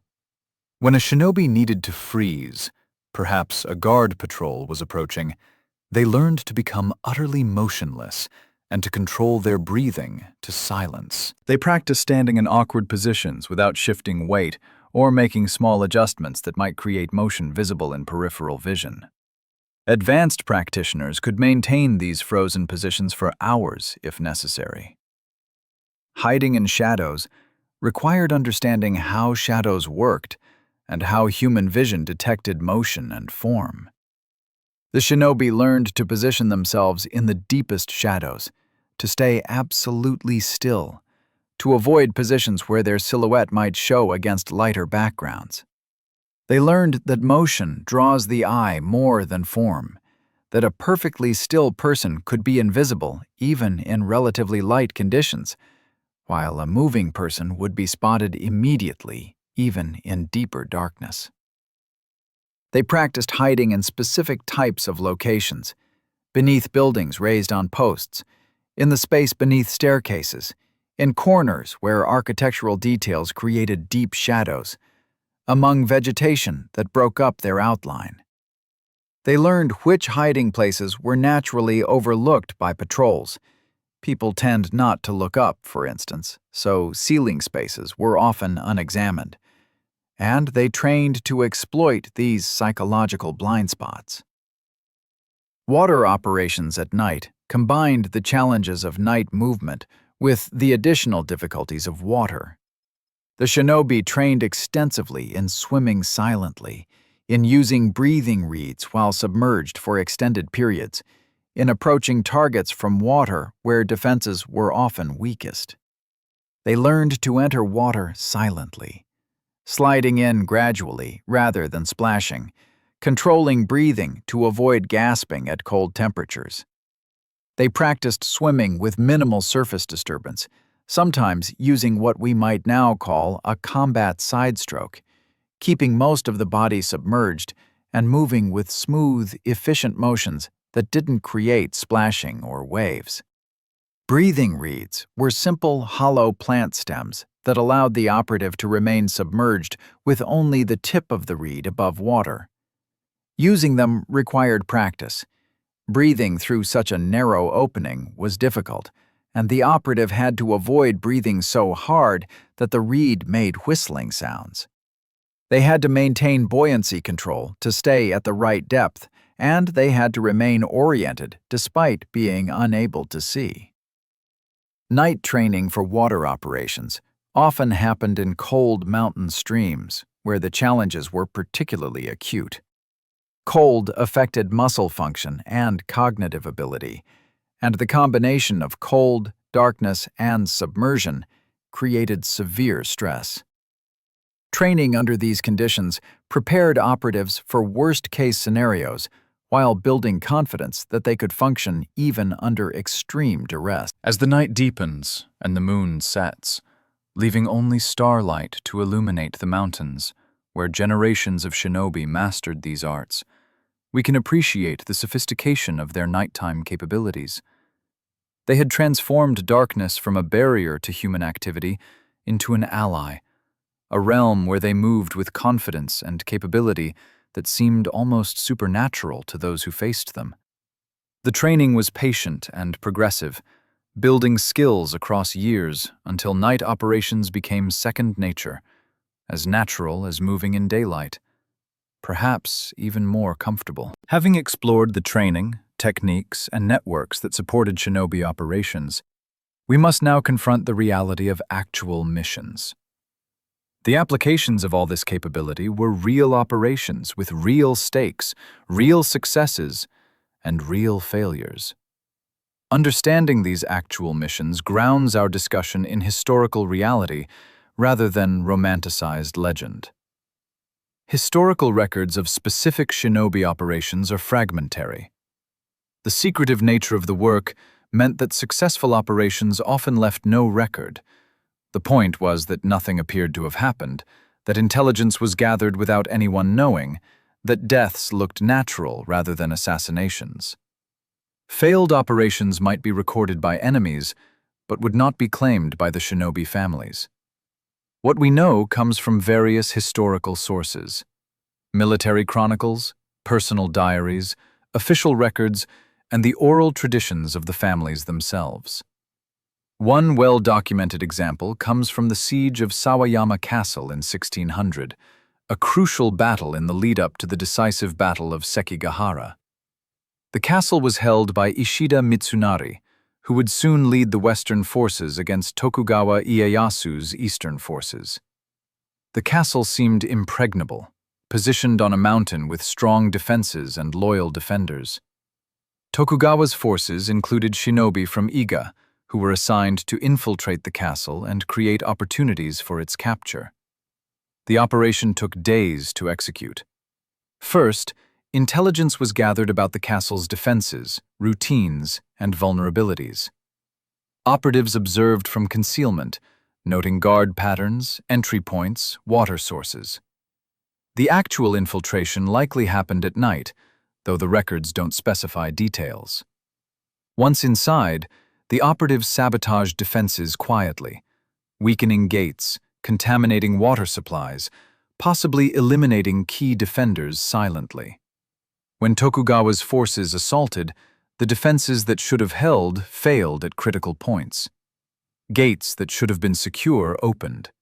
Resistance that should have been coordinated was confused and fragmented. Sawayama Castle fell far more quickly than it should have given its defensive position. The shinobi's contribution was likely decisive, though their role was never officially acknowledged. This was typical. Lords employed shinobi, but did not publicly credit them, maintaining the fiction that victories were won by samurai valor rather than by espionage and sabotage. Another documented operation involved intelligence gathering before the siege of Osaka Castle in 1614-1615. This was one of the most significant military operations of the era, the final conflict that would establish Tokugawa supremacy over Japan. Osaka Castle was massive and strongly defended, held by forces loyal to Toyotomi Hideyori, the son of Tokugawa Ieyasu's former master and rival. Prior to the siege, extensive intelligence operations were conducted by shinobi serving both sides. For the Tokugawa forces, obtaining detailed information about the castle's defenses, supply stores, garrison strength, and political conditions inside was essential for planning the assault. Shinobi operatives infiltrated as merchants, servants, craftsmen, and in other disguises, gradually piecing together comprehensive intelligence. These operations took months. Building covers that would withstand scrutiny, gaining access to the castle compound, observing and memorizing details, then extracting without arousing suspicion. Each step was time-consuming and risky. Some operatives maintained their covers inside the castle for weeks or months, periodically passing information out through cutouts and dead drops. The intelligence gathered influenced Tokugawa's strategic planning significantly. Knowing which defenses were strongest and which were weaker allowed attacks to be focused optimally. Understanding supply situation influenced the decision to pursue siege rather than immediate assault. Information about political divisions within the castle informed psychological operations and attempts to recruit defectors. Not all operations succeeded. One documented failure occurred during the attack on Iga by Oda Nobunaga's forces in 1581, though from a different perspective, this represents successful defensive operations by the Iga shinobi families. Oda Nobunaga, one of the most powerful daimyo of the era, determined to crush the independent Iga confederation that refused to submit to his authority. The Iga families knew the attack was coming. Their intelligence networks provided warning. They prepared defensive operations, using their intimate knowledge of the terrain to create traps and ambushes. When Oda's forces entered Iga territory, they encountered guerrilla warfare that exploited every geographical advantage. The shinobi avoided direct battle, where Oda's superior numbers and samurai warriors would have advantages. Instead, they harassed supply lines, assassinated officers, spread misinformation, and used the terrain to isolate and eliminate small groups of enemies.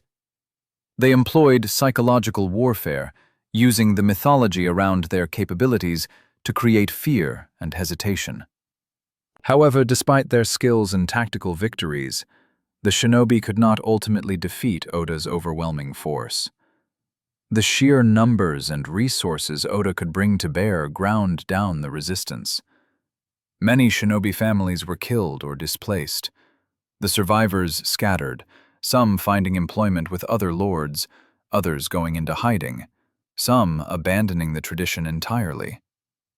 This operation demonstrates both the capabilities and the limitations of shinobi methods.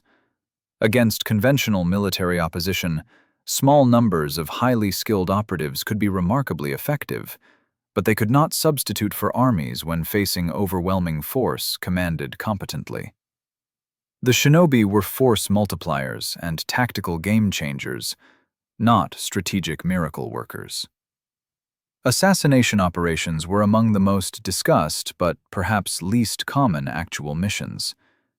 Killing a specific target required getting close enough to strike while avoiding security measures, executing the kill, and escaping. A challenging sequence even with extensive training. Many supposed assassinations attributed to shinobi were probably natural deaths that opponents wanted to attribute to enemy action, or were carried out by others and blamed on the mysterious shinobi.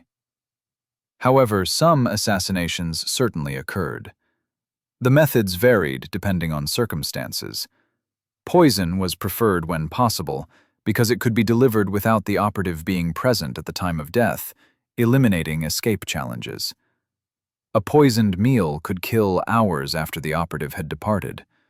A slow-acting poison could kill days or weeks later, making the connection to any specific person or incident impossible to establish. Direct assassination, killing with blade or strangling, was riskier but sometimes necessary. These operations required infiltration into the target's immediate proximity, typically at night when guards were fewer and the target more vulnerable. The killing itself needed to be quick and silent. The escape needed to be immediate and effective before the body was discovered and alarms raised. One documented case involved the assassination of a traitorous retainer who had betrayed his lord. The target was staying in a fortified compound with guards.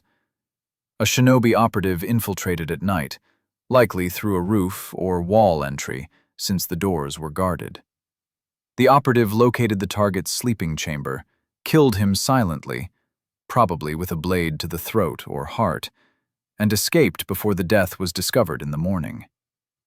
The operation was clean, professional, and successful. Intelligence-gathering missions were probably the most common operations, though they were also the least documented, since successful intelligence gathering leaves no visible trace. These operations involved infiltrating target organizations or locations, observing and memorizing information, and extracting to report. The scope of these missions varied enormously. Some might be simple reconnaissance, observe a specific location and report what you see. Others might be extended intelligence operations, where an operative maintained a cover identity for months, gradually collecting detailed information about military capabilities, political relationships, economic conditions, or other strategic intelligence. The challenge in extended intelligence operations was maintaining the psychological stamina for long-term deception. Living a cover identity for months, always maintaining the role, never dropping the mask, never trusting anyone. This was psychologically exhausting. The operative was isolated from their real identity and support network, constantly at risk of exposure, under stress that accumulated over time. Successful completion of these extended operations required all the skills we've discussed: perfect cover identity, psychological manipulation to build trust and gain access to information, observation and memory skills to capture and retain intelligence, operational security to avoid detection, and often physical skills to enable exfiltration once the mission was complete. Sabotage operations were conducted to undermine enemy capabilities without direct combat. These might target infrastructure, cutting supply lines, destroying bridges, contaminating water sources, burning supplies. Or they might target military capabilities more directly, sabotaging weapons, eliminating horses, destroying fortifications. The advantage of sabotage was that it could multiply force. A small team executing effective sabotage could disable capabilities that would otherwise require an army to defeat. The disadvantage was that sabotage often left evidence that something had occurred, alerting enemies and triggering counterintelligence responses, even if the saboteurs themselves escaped undetected.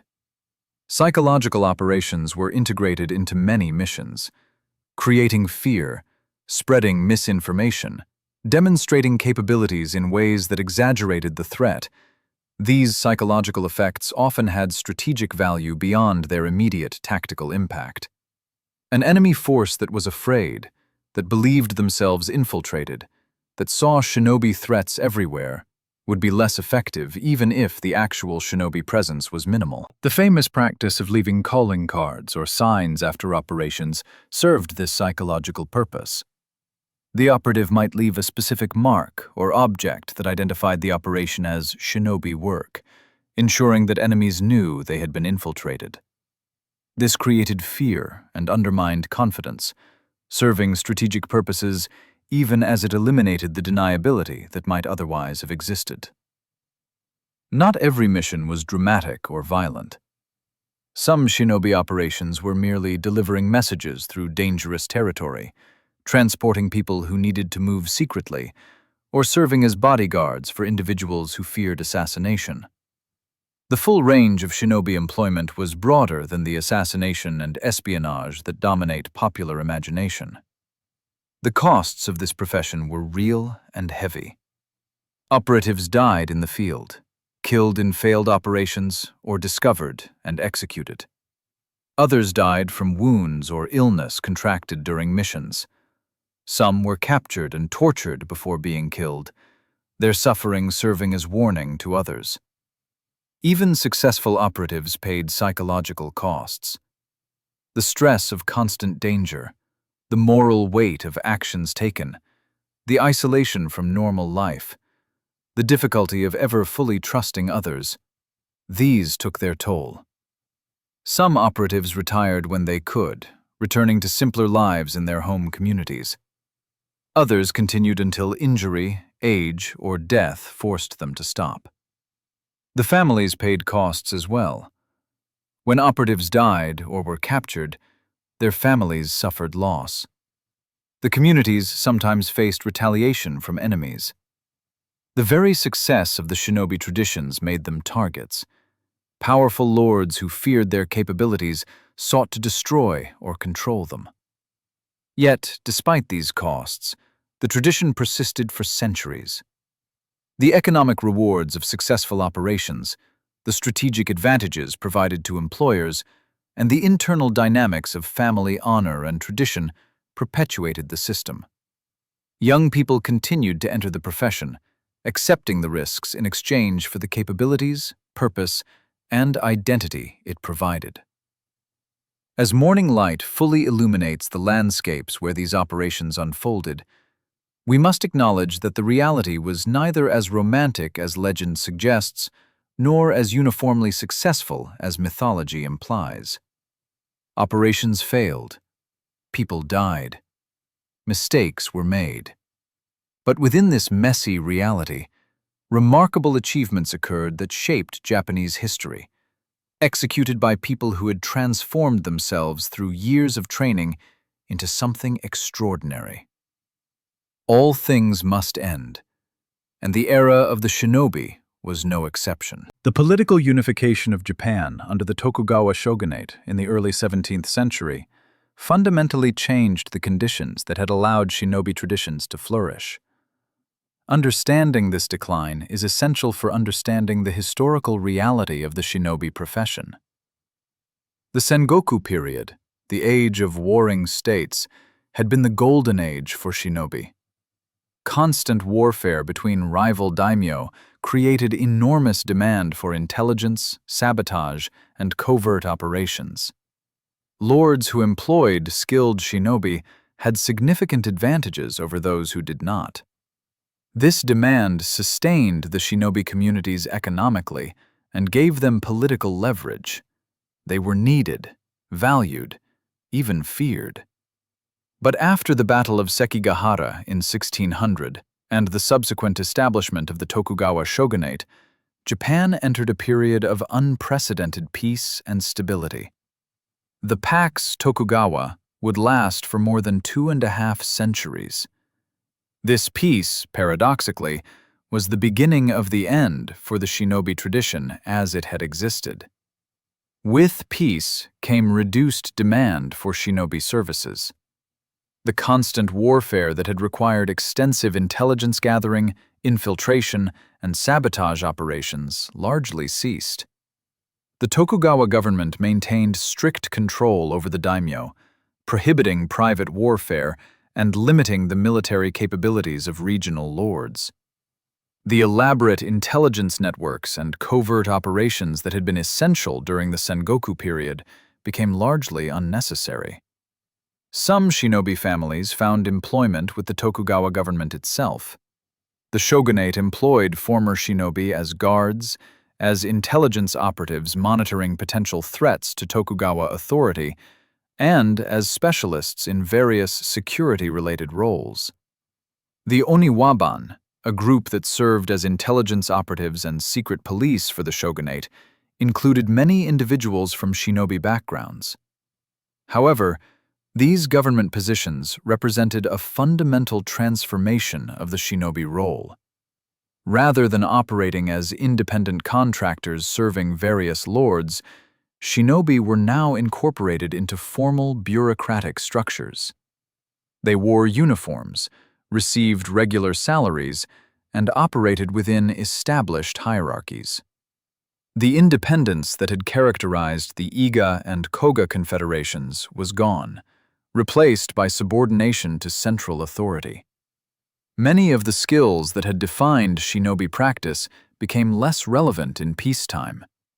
Infiltration and sabotage capabilities were rarely needed when there were no enemy castles to penetrate, no supply lines to disrupt. The extensive training in combat and survival skills seemed excessive for the more mundane intelligence and security work available in the peaceful Edo period. The social restructuring of the Edo period also affected shinobi traditions. The Tokugawa government enforced rigid social class distinctions, formalizing the divisions between samurai, farmers, artisans, and merchants. The shinobi, who had always existed somewhat outside these categories, found themselves without a clear place in the new social order.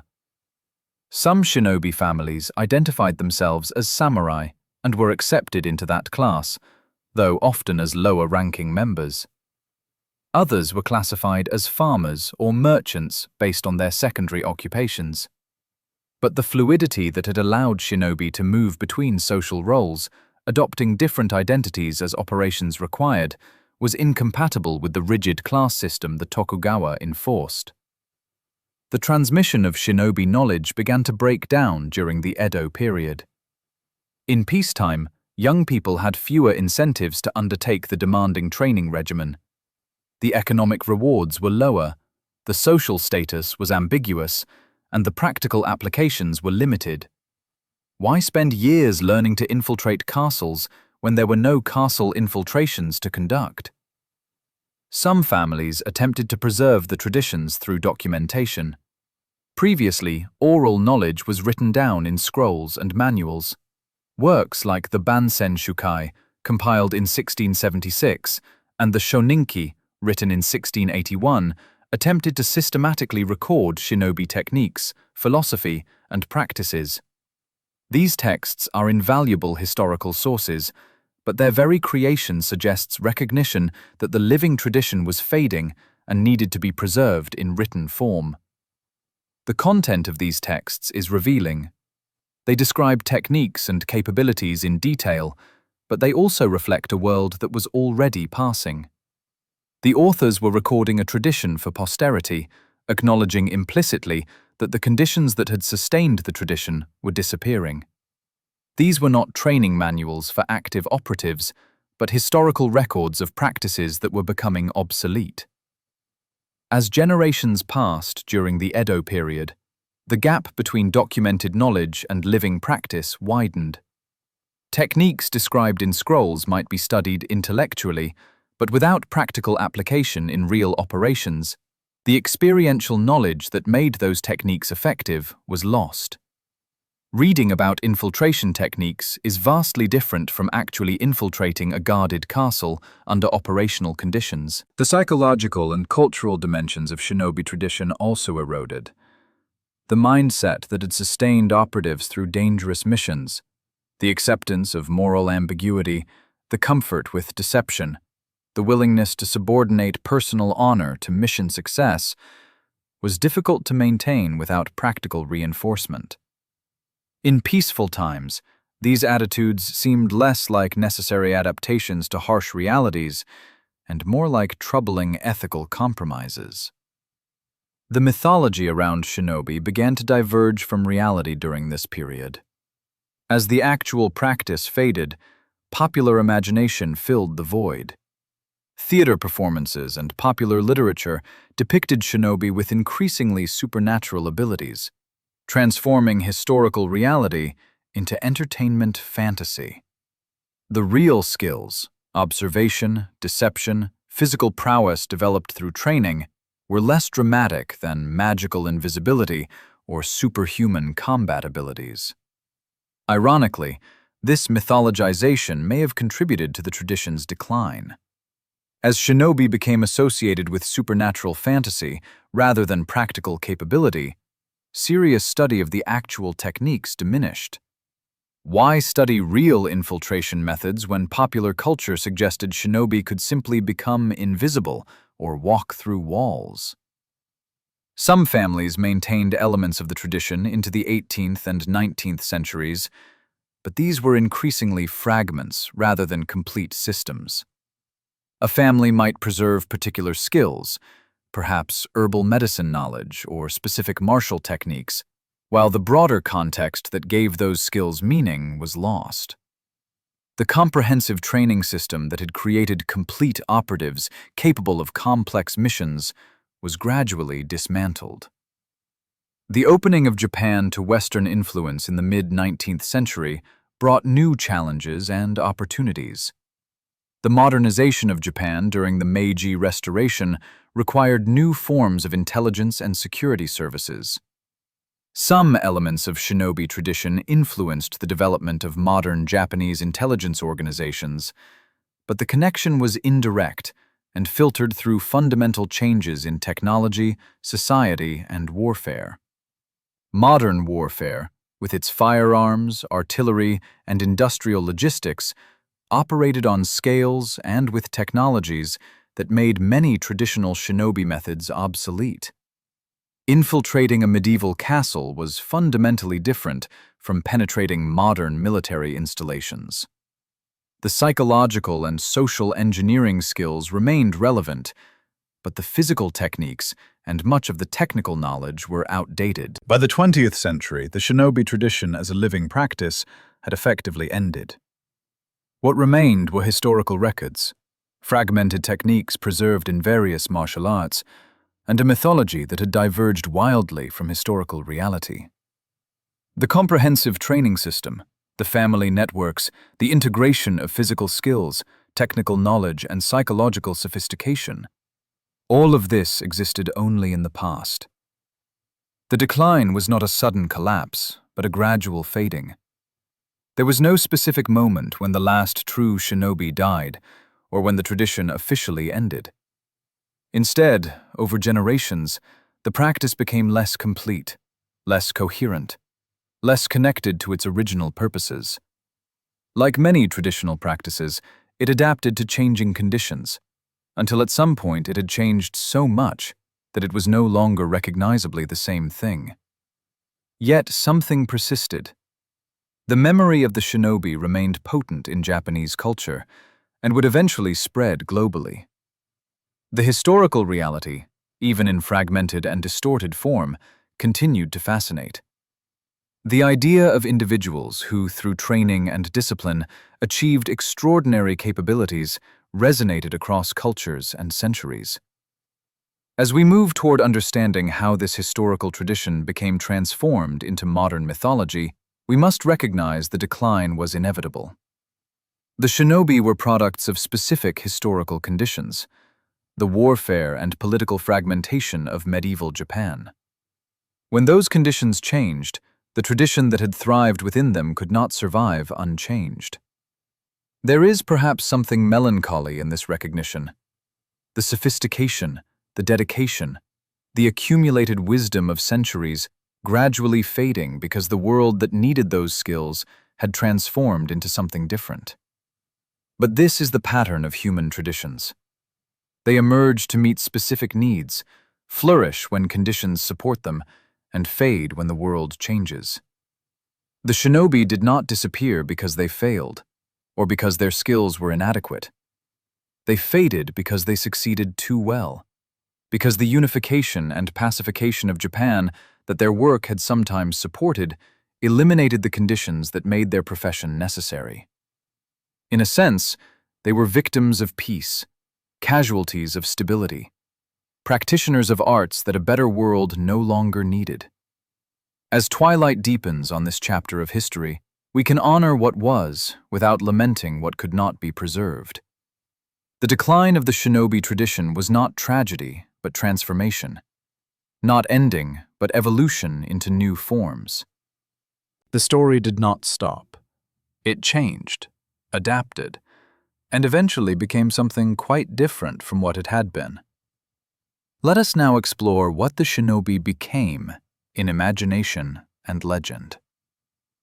The transformation of shinobi from historical reality into modern mythology is itself a fascinating story, revealing as much about changing times and cultural imagination as about the original tradition. Understanding how the myth diverged from reality helps us appreciate both what was truly remarkable about historical shinobi and what human imagination adds to historical fact. The mythologization began, as we noted, even during the Edo period, but it accelerated dramatically in the 20th century. The process was not a simple distortion of truth, but a complex interaction between fragmentary historical knowledge, cultural needs for particular types of stories, and the demands of entertainment media. The image of the all-black-clad ninja became iconic in the 20th century, particularly through film and television. This image has virtually no historical basis. As we discussed earlier, shinobi operating at night typically wore dark blue or gray, colors that actually blended better with nighttime environments than pure black. The all-black costume likely originated in Japanese theater, where stagehands traditionally dressed in black and were conventionally invisible to the audience. When theater productions depicted shinobi, using the black costume created an immediate visual association with invisibility and stealth. Film and television adopted this theatrical convention and amplified it. The stark visual of the black-clad ninja became immediately recognizable, a powerful visual shorthand that communicated stealthy warrior instantly. Historical accuracy was sacrificed for visual impact and narrative clarity, a trade-off that entertainment media makes routinely.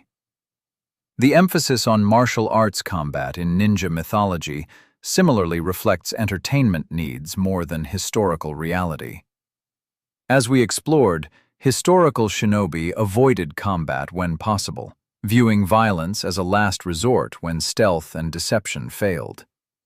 But stealth and deception, while actually effective, are less visually exciting than elaborate combat sequences.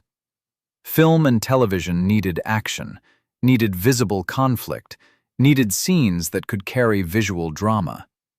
So the ninja of popular culture became primarily martial artists, engaging in elaborate fights, wielding exotic weapons, performing impossible acrobatics.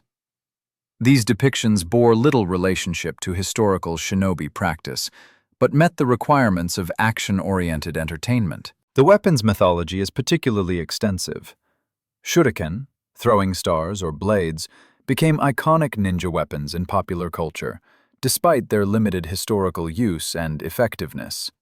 The reality was that shuriken were difficult to throw accurately, ineffective unless they hit vital areas, and easily deflected by clothing or armor. They were used, but sparingly, and primarily as distractions rather than primary weapons. Popular culture ninja also wielded elaborate weapons that had little historical basis: wrist-mounted dart launchers, extending spear staffs that could suddenly telescope to multiple times their length, razor-sharp climbing claws, used primarily as weapons. Some of these were extremely loose interpretations of actual tools. Others were complete inventions. The historical shinobi did use various tools and weapons, as we've discussed, but their arsenal was generally simple, practical, and often consisted of items with legitimate non-combat purposes. A knife for eating became a weapon when necessary. A rope with grappling hook was a climbing tool that might also be used in combat. The elaborate specialized weapons of ninja mythology would have been impractical to carry and difficult to explain if discovered. The supernatural abilities attributed to ninja in mythology, turning invisible, walking through walls, splitting into multiple copies, summoning magical powers, have no basis whatsoever in historical reality. These supernatural elements likely derived from several sources: traditional Japanese folklore about magical practitioners, theatrical conventions that allowed actors to appear and disappear through stage tricks, and the general human tendency to attribute mysterious or frightening events to supernatural causes. The historical shinobi did cultivate an aura of mystery and capability that sometimes led to supernatural attributions. As we discussed, this mythology served operational purposes. Enemies who believed shinobi had supernatural abilities would be more fearful and less effective. But the shinobi themselves understood their capabilities were entirely human, achieved through training, knowledge, and technique rather than magic. The emphasis on assassination in ninja mythology is partially accurate, but significantly overemphasized. Historical shinobi did conduct assassinations, but these were relatively rare, and represented only a small fraction of their activities. Intelligence gathering, infiltration for espionage purposes, sabotage, and various support roles were far more common, but less dramatically interesting for storytelling purposes. Popular culture needed villains and threats, and the mysterious assassin emerging from shadows to kill important characters fulfilled that narrative role perfectly. The ninja became the archetypal silent killer, appearing in countless stories as the ultimate threat that could strike anyone, anywhere, without warning. This archetype served storytelling needs while distorting the historical reality that most shinobi work involved gathering information rather than taking lives. The Western discovery of ninja mythology in the late 20th century added additional layers of distortion. Japanese historical and cultural context was often poorly understood by Western creators and audiences, leading to interpretations that combined ninja mythology with Western action hero conventions, martial arts film tropes, and sometimes elements from completely different cultural traditions. The result was a globalized ninja myth that had diverged very far from Japanese historical reality. This globalized version fed back into Japanese popular culture, creating a feedback loop where international ninja depictions influenced how Japan itself portrayed ninja, further obscuring the historical tradition. Video games, beginning in the 1980s and continuing through today, have been particularly influential in shaping modern ninja mythology. Games needed characters with distinctive abilities that translated into engaging gameplay mechanics. Ninja characters became associated with stealth gameplay, with abilities like turning invisible, moving silently, climbing walls, and assassinating enemies efficiently. These gameplay mechanics sometimes inadvertently captured elements of historical shinobi practice: stealth over combat, planning over reaction, environmental awareness. But they also reinforced mythological elements and added new ones. The ninja of video game mythology could survive falls that would kill normal humans, could fight entire armies single-handedly, could employ magical abilities with supernatural effects. The mythology around ninja training became equally distorted. Popular culture depicted training as impossibly harsh, almost superhuman in its demands, focused primarily on combat prowess and pain tolerance. Young ninja in training were shown mastering supernatural abilities through meditation or magical rituals, developing combat skills that defied physics, enduring training regimens that would actually kill or permanently injure real human beings.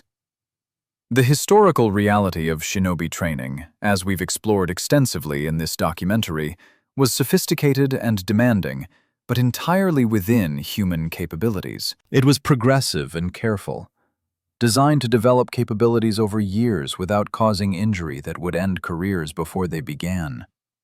It emphasized intelligence, observation, and deception as much as physical skills.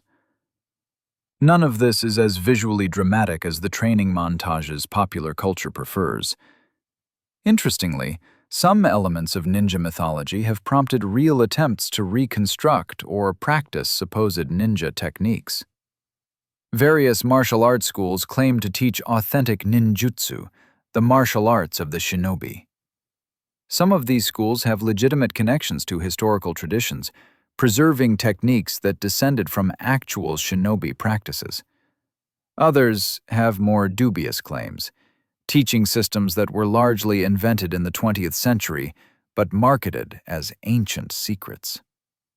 Distinguishing authentic lineages from invented ones is difficult, even for experts. The secrecy that surrounded historical shinobi practice and the breakdown of transmission during the Edo period mean that few, if any, completely intact lineages survived. What survived were fragments, preserved in various martial arts traditions that may or may not represent authentic shinobi techniques. Modern practitioners of these arts face a fundamental challenge. Without the cultural, technological, and operational context of medieval Japan, even authentic techniques become somewhat abstract. Practicing infiltration techniques without actual castles to infiltrate, learning intelligence-gathering methods without real espionage applications, training for situations that no longer exist, all of this transforms historical practice into something more like historical reenactment or physical fitness practice. This is not to dismiss the value of these modern practices. Physical training, mental discipline, historical study, all of these have value, independent of whether the specific techniques exactly match historical shinobi practice. But it's important to recognize that modern ninjutsu, however sincere and dedicated its practitioners, is fundamentally different from historical shinobi practice because the world in which it exists is fundamentally different. The academic study of shinobi history has made significant progress in recent decades. Historians working with Japanese primary sources have reconstructed much about the actual practices, moving beyond both romantic mythology and dismissive skepticism to understand the shinobi as they actually were. This scholarship has revealed the sophistication we've explored throughout this documentary, showing that reality was, in many ways, more interesting than myth. Yet, academic history reaches limited audiences. Popular mythology continues to dominate general understanding of ninja. For most people globally, ninja means the black-clad, weapon-wielding, supernaturally capable warrior of popular culture, rather than the historically sophisticated intelligence operative of medieval Japan. Is this mythology harmful? The question has no simple answer. On one hand, mythology obscures historical reality, prevents understanding of a sophisticated tradition on its own terms, and can promote misunderstandings about Japanese history and culture. On the other hand, mythology serves purposes that historical accuracy cannot. Stories need drama, excitement, clear heroes and villains. The ninja myth provides all of these. Perhaps the best approach is to appreciate both myth and reality on their own terms, understanding them as different things that serve different purposes. The ninja of popular culture is a powerful archetypal figure, the shadow warrior, the ultimate specialist in stealth and infiltration, the mysterious threat that can appear anywhere.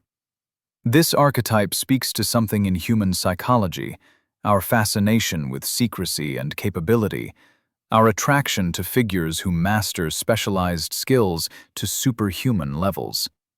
The historical shinobi were remarkable in different ways.